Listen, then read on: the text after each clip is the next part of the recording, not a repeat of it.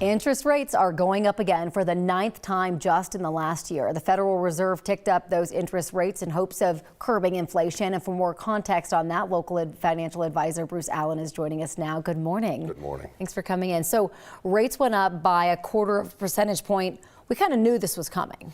Yeah, what's happened in the last 2 weeks, 2 weeks ago today was when the Silicon Valley bank crisis really took off, is that the interest rate hikes were guesstimated to be about 0.5% this time, and they came down to possibly none at all. In fact, Jerome Powell yesterday said in his press conference they were considering not raising interest rates, Corey.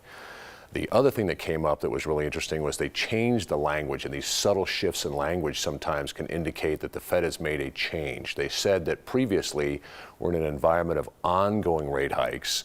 Yesterday they said there may be some rate hikes and they may happen, but what they're giving themselves room to do is stop hiking, and the bond market is saying, hey, these may be over. How did the bank collapse play into this decision? The banks, Silicon Valley bank collapse, one, we should start off by saying that Jerome Powell reiterated that the banking system is safe and very sound. That was his main point. The second point is that banks around the country are likely looking at how do they prevent happening to them what happened to Silicon Valley Bank Corp, and they may become very cautious in how they lend money to make sure that they retain a lot of liquidity if their depositors want to pull money. When banks lend less, that makes it more difficult to get money to keep the economy growing. And so that's equivalent, some people have guesstimated it's equivalent to 1 or 2 interest rate hikes by the Fed, by the banks pulling back their lending or raising their lending standards and being more cautious. It's the same thing as if the Federal Reserve raised another 50 basis points. And I'm tossing out a number as a guess because nobody knows exactly. But that's what they're watching. The next Fed meeting is on May 2nd, 6 weeks from now. So we'll be watching to see, is the Federal Reserve done with interest rate hiking? And the bond market thinks they are.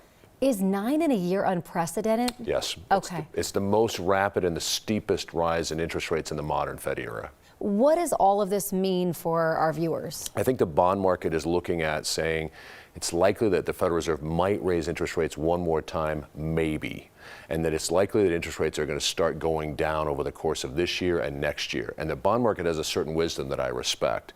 When they think that the rates are going down, it's like the girl in the front of the classroom who has glasses and knows all the answers. You want to pay attention to what the bond market says, and they're saying rates are going to come down over the next 12 months to 24 months. So mortgage rates are going to come down, interest rates are going to come down. That's what the bond market is guessing right now. Pay attention to the bond market. Got it. Bruce Allen, as always, thank you so much. You bet.